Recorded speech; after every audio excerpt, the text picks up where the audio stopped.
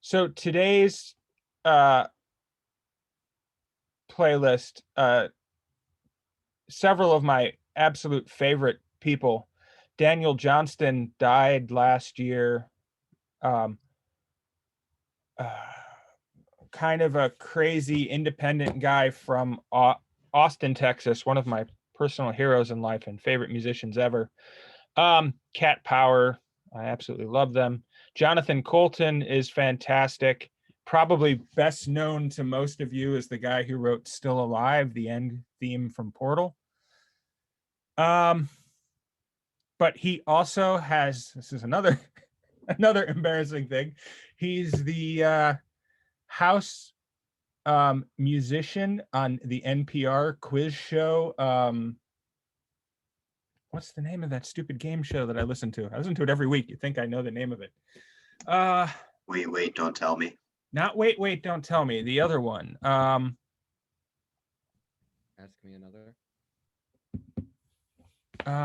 Wait, don't. Shoot. I gotta.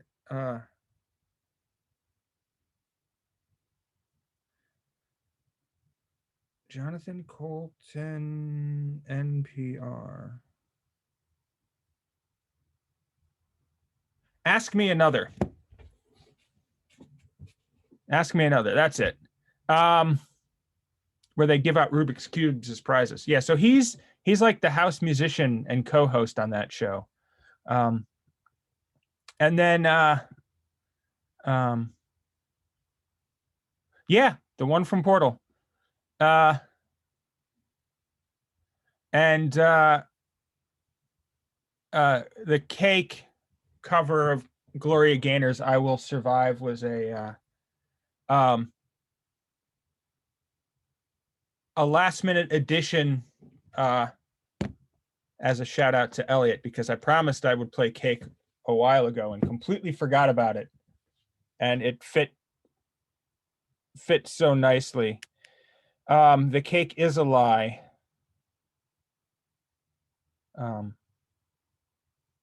If you look at my Steam account on this computer, it actually just has Portal 1 and Portal 2 and the Jackbox games. I'm not sure what that says about me. Oh, and Braid. If you've never played Braid, it's a great little indie game. You definitely should. Okay, well, let's actually do some science today. We'll wrap up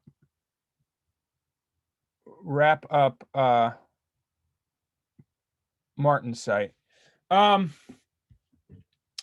Okay, so we left off on Monday, right? We talked about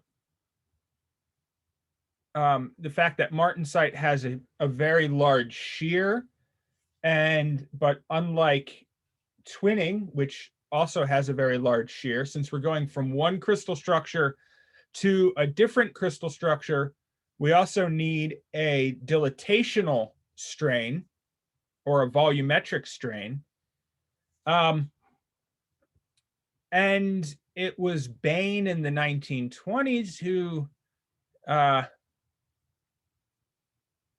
suggested the first possible atomistic mechanism or pathway for this to occur.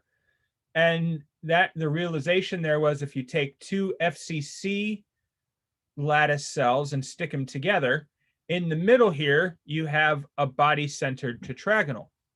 So you can actually describe the FCC translational structure by stacking a bunch of these BCT cells together. And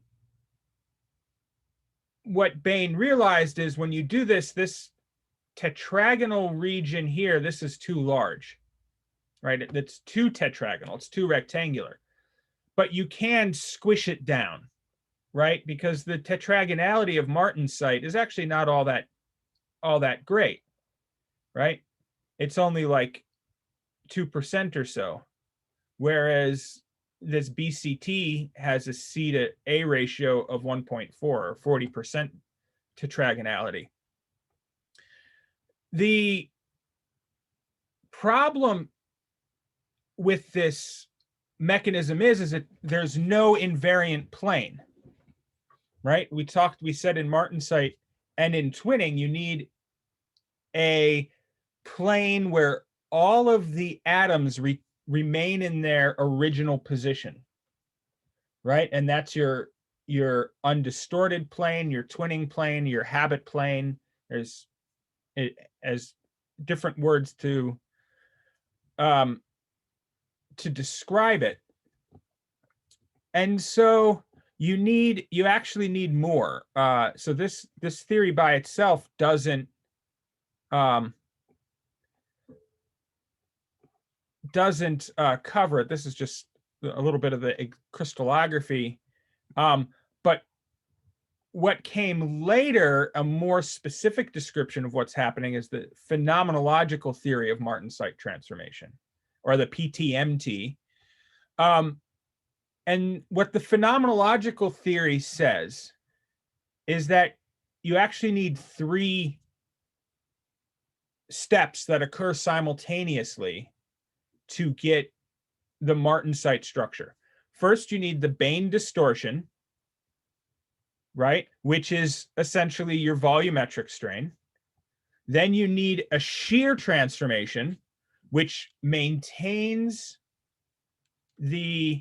so the Bain distortion takes you from FCC to BCT in the case of steels,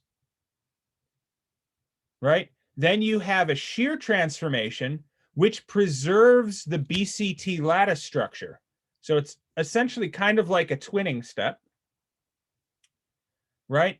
But it produces the undistorted plane, right? And now after that shear, that undistorted plane isn't in the correct correspondence, right? It's in a different, facing in a different direction than it did originally. So then you need a rotation to bring that undistorted plane back into coincidence, right? So it's squish, shear, rotate, okay? Now, keep in mind, this is called the phenomenological theory for a reason, because it doesn't tell you a specific atomistic mechanism or pathway for how this happens, okay? And this, understanding the atomistic pathways, is a very large area of research right now. We really still don't understand exactly how martensite occurs, okay? So there's a lot we don't understand about martensite. Okay, so I said this shear, right? We need the Bain strain and then a shear. So how does that shear happen? Well, it turns out there's 2 ways we can do that shear, right? One way, which happens in, say, low carbon steels, is we can have slip, right? We can essentially have dislocation slip, past dislocations on closely spaced, close packed planes to get a overall shear, okay? Or we can have twinning, right? But so this is just a sketch that shows how slip can give us our shear, right? And we see that here's a martensite in low carbon steel. And if we zoom in, we can actually see all the different slip lines, right?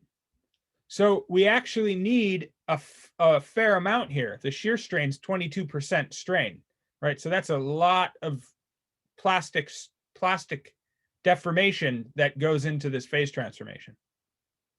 All right. But not all materials, first off, all materials like ceramics are not capable of accommodating this shear by plastic strain. right? In ceramics, the Peierls barrier for dislocation motion is too high. The dislocations are sessile or immobile. And so we need another mechanism to accommodate that shear. And a lot of ceramic materials and in higher carbon and alloy steels, that happens by twinning. So there are actually layers of twins inside the martensite laths, right? And the twinning, what's interesting here is the twin shear doesn't match up with the shear that you need for martensite. So what you actually get is stacked layers of twins of different variants, crystallographic variants, and they occur in different volume fraction in this regular pattern, so that when you add up the positive shear from this twin system and the negative shear from the other twin system, you get the macroscopic shear you need for your martensite, for your from the phenomenological theory of martensite, right? So I've always thought that this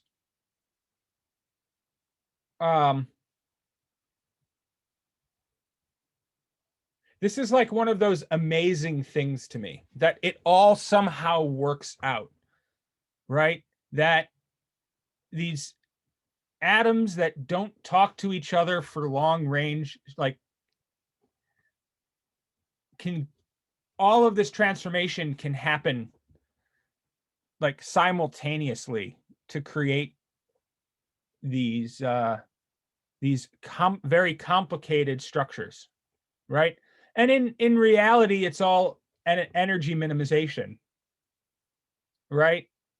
So this is the driving force, and when you get into the statistics, it makes sense. But from a human point of view, looking down, right? It's just amazing that it all sort of works out, right? We can't really simulate this very well, but somehow the quantum computer that is a block of steel or a hunk of zirconia can actually make this happen. So things can move at low temperatures, right? They just, we don't have diffusion at low temperatures, right? So plastic deformation happens, right?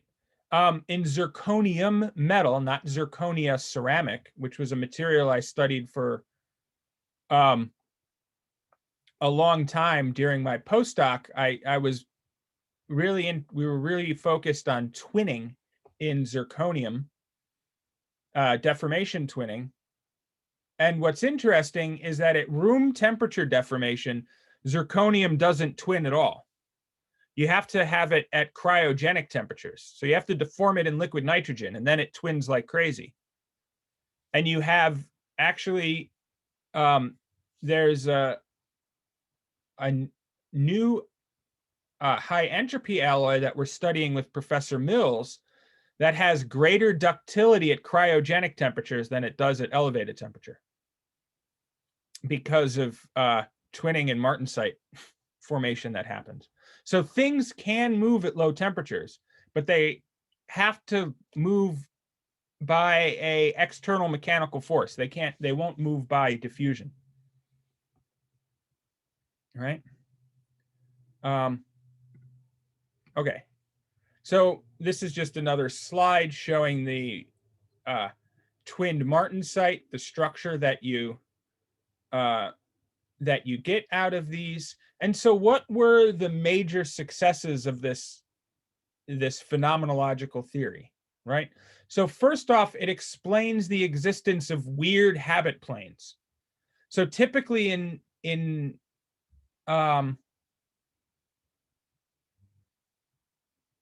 these in martensite, the invariant plane or the habit plane isn't a nice, neat crystallographic plane. It's not the 111 plane like slip it or twinning is in FCC. It's something weird. And it's typically, if you remember your formula for calculating Miller indices of planes, right? You do the ratio, right? And so you have 1 over such and such, and then you end up with rational fractions, right, that you multiply out to get a common thing. So like 2, 1, 2, right? So your nice crystallographic planes all have sort of integer indices. For the habit planes for martensite are irrational, right? Meaning that they're off at some weird angle and they don't have a nice, clean crystallographic correspondence. And the PTMT was the first theory that was able to explain why these habit planes should be irrational, right? And it's the fact that the combination of squash, shear, rotate that you need, you end up just at something weird, okay? And it was also able to predict the fine substructure of martensite, either the twinning or the slip, before it was actually observed in the electron microscope, right? You have to remember the historical context of these things, right? It wasn't until the transmission electron microscope was built in the late 40s and early 50s that people were able to actually see dislocations, right? I have metallurgy textbooks from the 1950s that say things like, if the dislocation theory is proven to be true, right? There were a lot of people who doubted the existence of dislocations in the 1950s. They thought it was a crazy theory. Little defects flying through our crystals. Okay? So the fact that people were able to predict that that this could occur, it was actually quite remarkable. So the alternate theory was just wholesale slip of lattice planes, right? We knew from X-ray diffraction that metals were crystalline. And we knew that in single crystals, you had slip lines. And so the word slip came from the fact that the original theory was that just the whole plane let go at once, right? However, that didn't explain why the shear stress for plastic deformation, for slip, was so much less than the theoretical, right? You can calculate the theoretical strength if you were to move a whole set of lattice planes at once. It's not that hard to do, and I'm sure you'll do it in mechanical behavior, but you can calculate if I move all of the atoms on this plane half the distance, right? That's the what they have to go before they all break, and before the left bonds break and they form on the right, right? And so if you assume that the force to do that is trigonometric, right? If it's a sine function, where the slope, that the angle of that sine function is going to be related to the Young's modulus, or the shear modulus of your material, right? It's a pretty straightforward calculation to do, and you end up with that the theoretical strength of a crystal should be about, depending on what assumptions you make, anywhere between G over 20 to G over 5, right? Which is unfortunately way too high, right? So if you just think about steel for a second, the Young's modulus of steel is around 200 gigapascals. So that means we should have, if that were true, we should have steel's the strength of everyday common steels should have a 20 gigapascal yield strength, right? Which is way too high. And in reality, we're like 200 megapascals, right? So there was never a good theory about why the measured strength of crystals is so far off from the theoretical strength. And that's was the basis for proposing a dislocation theory, right? But what you'll learn is that scientists are not all rational people, right? We have our ideas, and we tend to stick to them. I think it was Dirac that said science doesn't move forward by people accepting new ideas. Science moves forward by old scientists dying. And so there were just a lot of old school people who did not accept slip or twinning dislocations until later. Okay, so when I said that the martensite habit planes are irrational and varied, so here's the stereographic triangle, right? So this is the 1011 plane, right?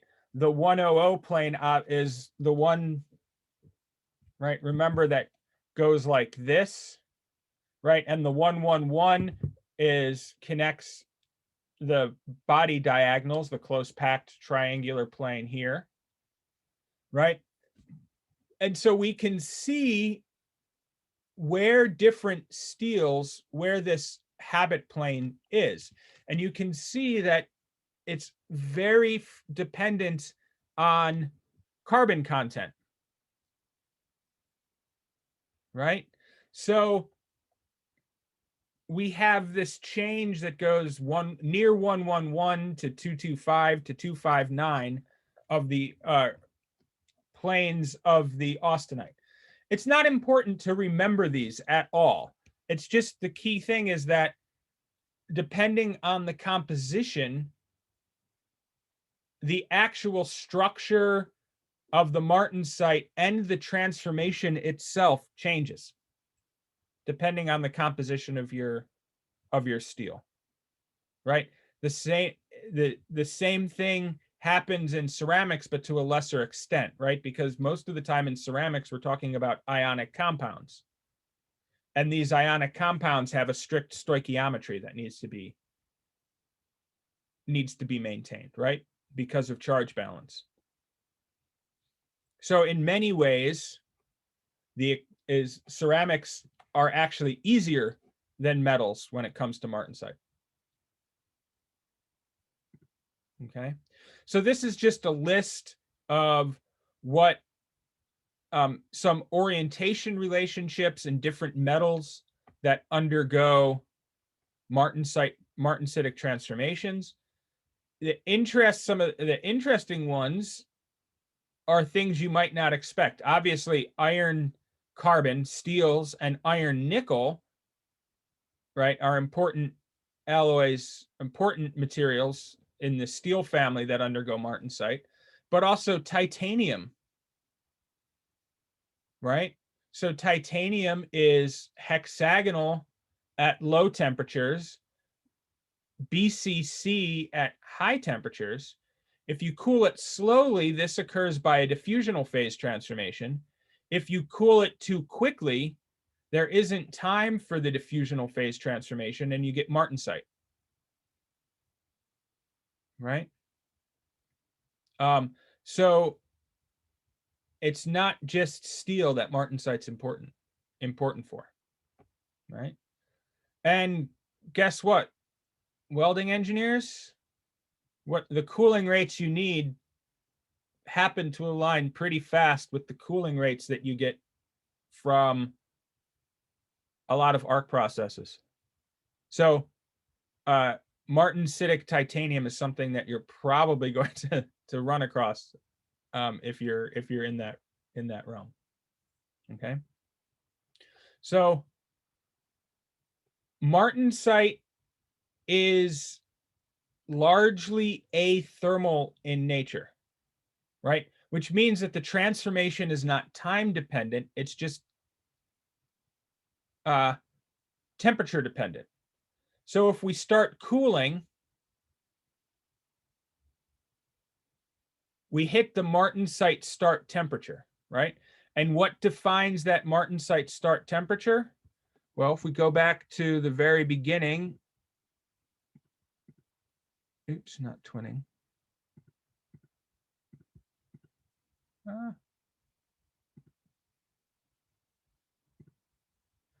Right? The martensite start temperature is going to be determined by the Gibbs phase, the Gibbs free energy curves, right? And it's when I can transform, when the material can transform at the same composition and decrease its free energy like this, right? So austenite to martensite, right? If I'm out here, I need diffusion. But if I'm to the left of this intersection point, I can transform directly and have a lowering of free energy. So the intersection of these two curves determines my martensite start temperature, right? Granted, I still need a little bit of undercooling for nucleation, but in general, right? So what happens is we hit the martensite start temperature, and as we keep cooling, we get more and more and more and more martensite until we're completely transformed at the martensite finish temperature. Okay? Now, it doesn't matter how long we hold. If I come down to 342 and hold, I'm not going to grow any more martensite. Not until I start cooling it again. What happens, though, is we do generally have some local rearrangement due to the relaxation of the elastic stresses, or perhaps a little bit of stress-assisted diffusion, depending on the temperature in the system. But we can stabilize the martensite a little bit. So if we're here, we cool down, we complete the martensite transformation, we start to heat back up, and the martensite goes away, right? It reverts back to austenite. If we hold it temperature, we'll stabilize a little bit, and we need a temperature increase for it to start again, right? But the key thing is it's not dependent on time. Okay. There are a little bit of experimental evidence that shows that there might be a little bit of what is called a isothermal, or time dependent, or thermally activated component to martensite. Some systems, if you hold it, you'll get a little bit additional, right? But it's very small, right? You might have 75% transformed, right? If I come down here to where we're 75% transformed and I hold for a couple days, I might get an extra 1 or 2% martensite. But it's very small. So to a good approximation, martensite can be considered a completely athermal process. Okay. It's also self-catalyzing. There was a question about this on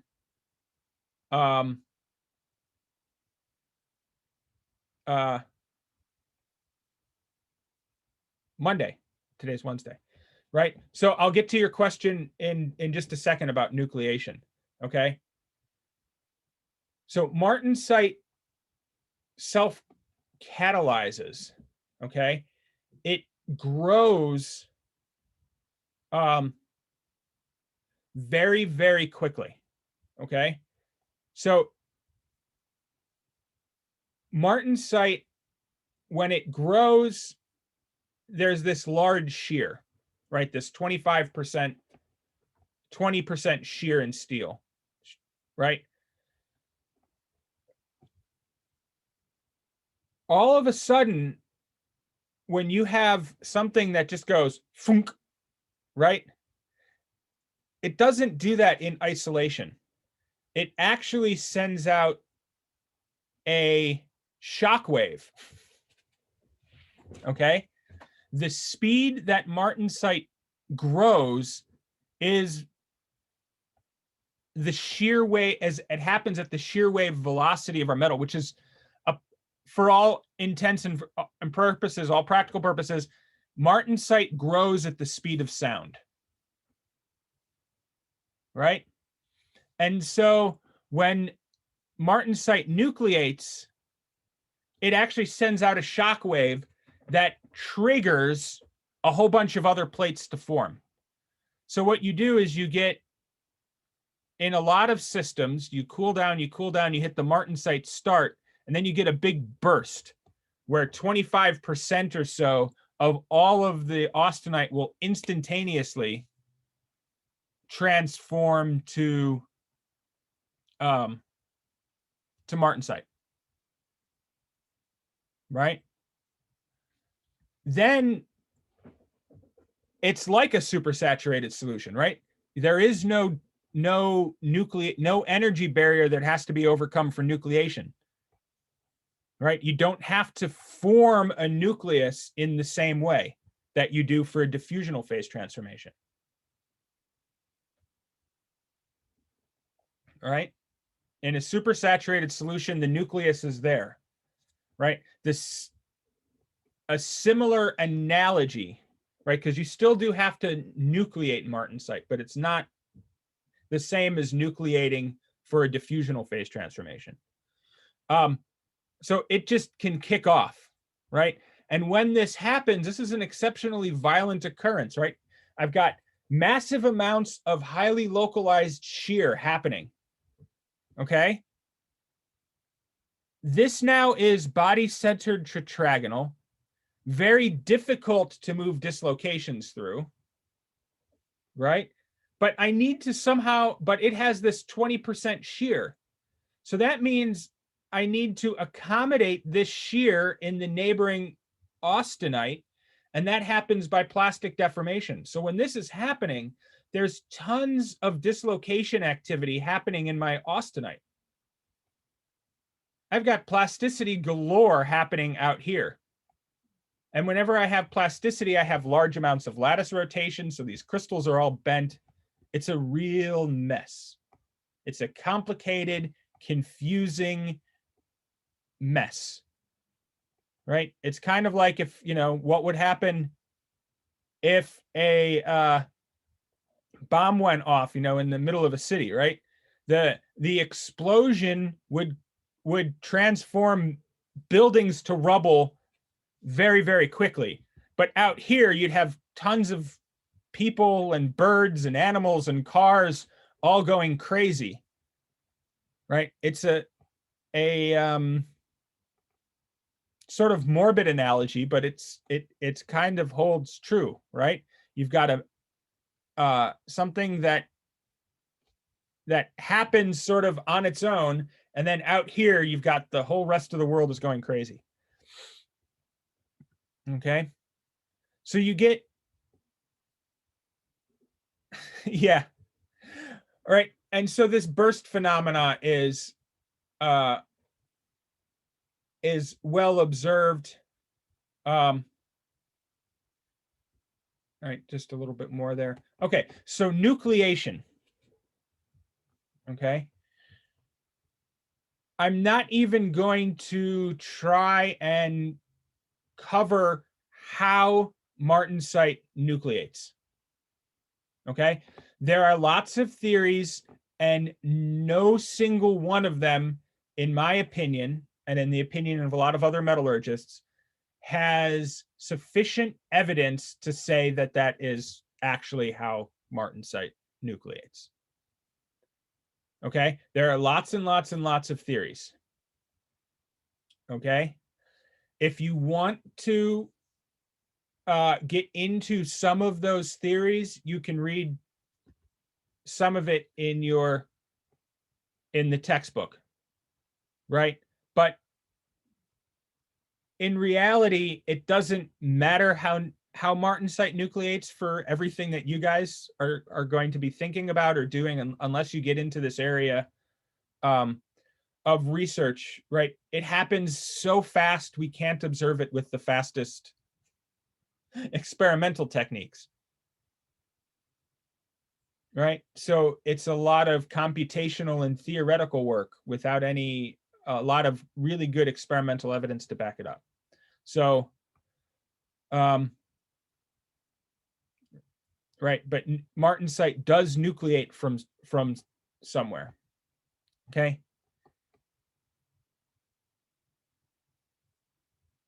Twinning also gives you those lenticular shapes, yes. Right, and again, it's the same thing. It's a common. It's the shape that minimizes the elastic strain energy.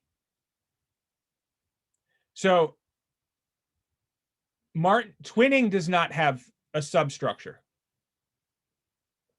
Right, twinning is going from one crystal structure to the same crystal structure. Right, so twinning is just a pure shear.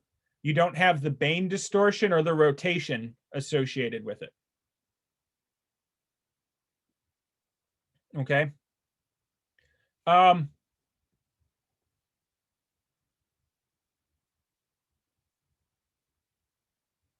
Right.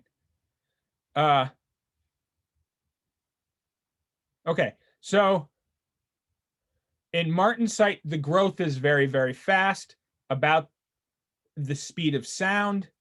Okay, the interesting thing here is martensite grows at the same speed regardless of the temperature. So all the way down to experiments that were done at liquid helium temperatures, at 4 Kelvin, martensite nucleates and grows at the same speed. Right? So it's crazy. Okay, so the last things is how really what are, I think, the more practical uses of martensite in exciting sort of engineered materials, right? And the first of these is the pseudoelastic effect in shape memory alloys.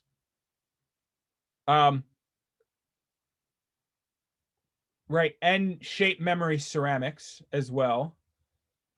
This is kind of a really interesting area right now for additive manufacturing. 3D printing of shape memory alloys for biomedical applications is a really big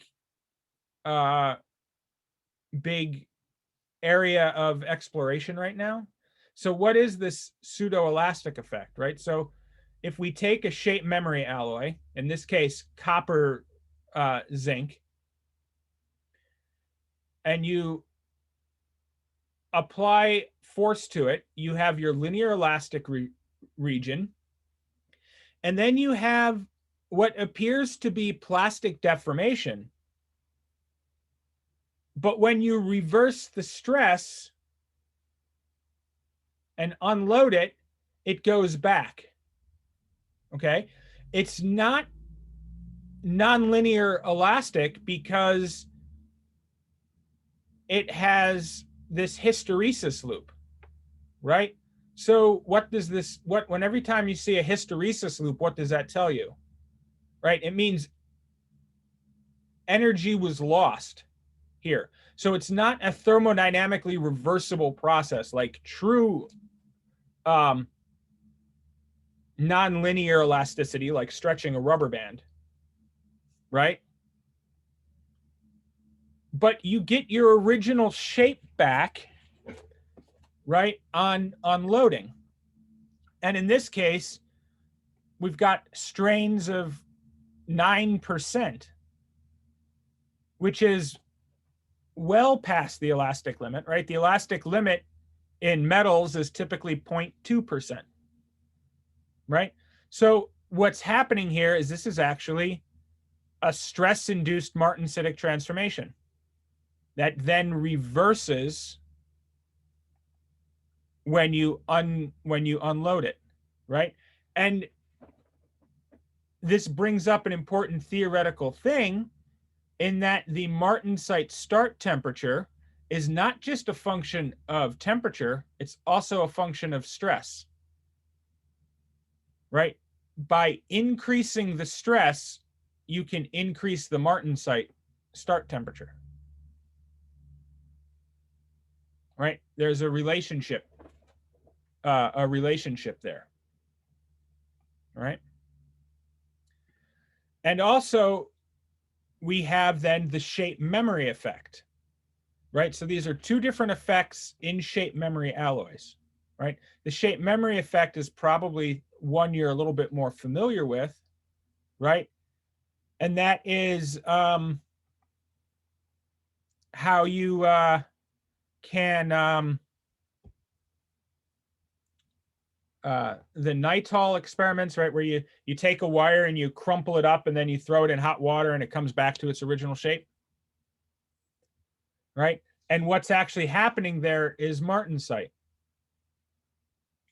right? So what you have is I have a single crystal of austenite. I cool it down. It transforms to martensite without a macroscopic shape change. Then if I plastically deform it, I have variants that these martensite variants that change from one to another to accommodate my plastic deformation, right? So my plastic deformation here isn't accommodated by or by twinning. It's accomplished by a mechanism of transforming one martensite variant into another, right? And so what I'm doing is locally changing my shear from this to, say, this to accommodate a macroscopic change, right?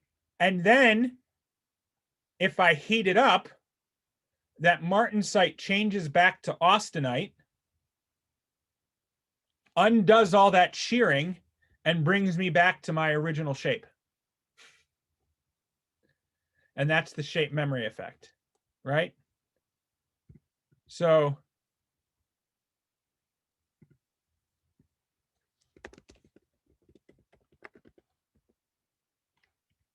right.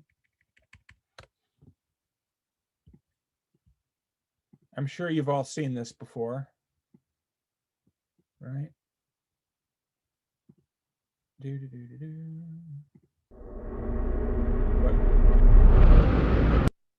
Uranium in 1990s. So, to demonstrate this property, let's conduct an experiment. Take a clip of nitinol and deform it. Besides the clip, I as well have a spring made of nitinol, which I also deform into a random shape. The activation temperature of nitinol is about 40 degrees Celsius. I have turned on the burner on the stove and put the deformed nitinol clip on its surface. Over time, while heated, the clip begins to return to its original shape. The same thing happens with the spring.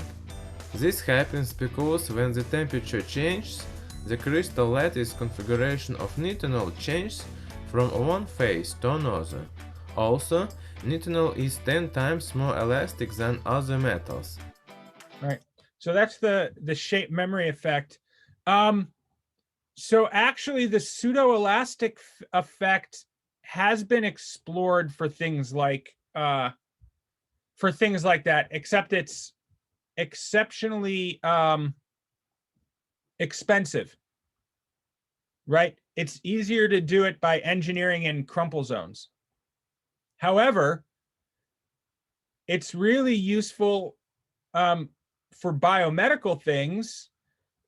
The shape memory effect, people, they make, first off, nitinol nickel tie is biocompatible. And it also can be engineered that it has that it activates the shape memory effect around the temperature of the human body. So you can do things like make a arterial stent that's long and skinny, and then when you put it in to the artery, it expands out and makes as a stent, right? Now, those are exceptionally difficult to make, right? And that's where the interest in 3D printing these is coming from.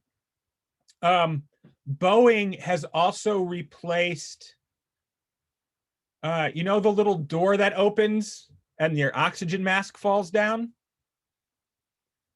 So those in the past essentially had a little solenoid valve, right? Or you know, a little solenoid that electromechanically opened those doors. Well, someone got the bright idea, well, why not, since those only ever really need to be used once, why not put a little shape memory actuator in there? Whereas instead of a solenoid, you just put a nitinol wire that is next to a little Joule heater, and you electrically heat it, and the wire changes shape and opens the door, right? The fact that you need to replace it after you've used it is not really a big deal compared to the weight savings that you get by not having the complete electrical mechanical system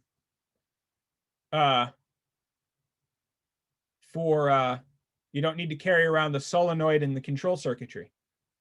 So over the cost of the length of the lifespan of the aircraft, the fuel savings of these nitinol, of these shape memory actuators would pay for themselves many, many times over.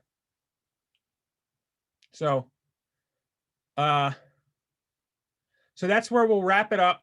Friday is our last day. It'll be yeah, so you do need a small electric current, right? That's why those nitinol actuators are not reversible, right? Because you would need another spring or something to pull it back. You can do like nitinol artificial muscles. The problem is the shape memory effect also suffers from hysteresis. And the more times you do it, the less and less the effect becomes each time. So after a couple thousand cycles, you've pretty much lost your shape memory effect, and you need to re-anneal it.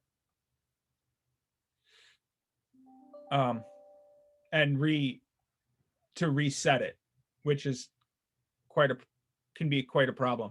Okay, so Friday is going to be our last class. The final exam will be available on Carmen Sunday. The midterm and the midterm replacements are due on Wednesday, a week from today. Okay, I'll be at office hours today and Wednesday, a week from today. And I will have office hours on Friday, Monday, and Tuesday as well.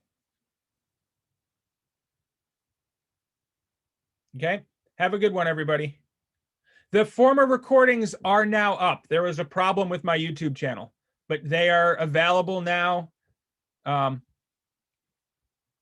right, in fact, let me just check. Yep, they're there now.